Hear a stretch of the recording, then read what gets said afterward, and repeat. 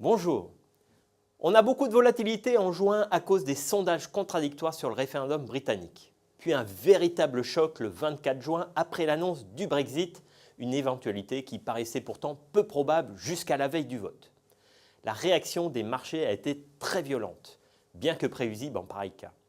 Elle a été marquée d'un côté par la chute de la livre et des actions européennes et de l'autre par un bond des valeurs refuges comme les emprunts d'État des pays développés. Le 10 ans allemand affiche désormais un rendement négatif. Au cours de la dernière semaine de juin, la BCE et la Banque d'Angleterre ont tout fait pour calmer les esprits. Avec succès d'ailleurs. De son côté, la Fed est restée l'arme au pied et on la voit mal relever ses taux à très court terme. Côté devise, l'euro a un peu baissé contre le dollar.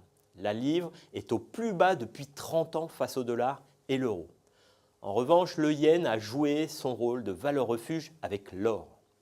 Quant au pétrole, il flirte toujours avec les 50 $ le baril. Le Brexit est un fait politique et non financier. Le 24 juin, il n'y a pas eu de mouvement de panique. La chute est liée à l'incertitude générée par ce fait historique.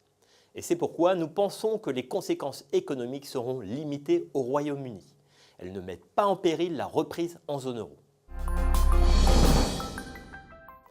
En zone euro, la croissance s'améliore toujours grâce à la consommation et à l'investissement des entreprises. Les crédits aux ménages sont en hausse et l'emploi progresse. Et le Brexit alors ? Eh bien, nous pensons que son impact sera marginal car la reprise repose en grande partie sur la consommation domestique. Aux États-Unis, la croissance du premier trimestre a encore été revue à la hausse. La consommation et l'immobilier restent bien orientés. Les ventes au détail sont en hausse et la confiance des consommateurs aussi. Côté industrie, ça reste encore fragile. Les créations d'emplois restent faibles, mais elles ne remettent pas en cause la dynamique du secteur. De son côté, la Chine se stabilise. Le PMI manufacturier poursuit sa hausse et l'immobilier se redresse. L'économie devrait bientôt atteindre son point bas, puis doucement repartir avec l'aide des politiques budgétaires et monétaires menées par le gouvernement. Au Japon, la situation reste morose. Les ventes au détail ont reculé et l'investissement des entreprises piétine. À moyen terme, une amélioration pourrait venir des dépenses de reconstruction ou d'une intervention de la Banque du Japon. Les marchés anticipent de nouvelles mesures pour stabiliser la hausse du yen et l'annonce d'un plan fiscal d'envergure. On garde notre prévision de croissance mondiale pour 2016 autour de 3%. Elle sera tirée par la consommation des pays développés en zone euro et aux États-Unis. Mais il est clair qu'à court terme, le risque politique domine à cause du Royaume-Uni.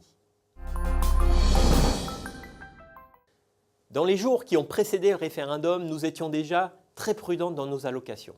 Nous avons réduit nos actifs européens. Mais nous comptons bien y revenir dès que l'occasion se présentera. Pourquoi ? Eh bien pour plusieurs raisons. Les taux bas, la BCE est accommodante et la reprise est bien enclenchée. À cela s'ajoute la relance du crédit bancaire qui va soutenir la demande interne. Nous attendons une opportunité d'achat pour renforcer nos positions.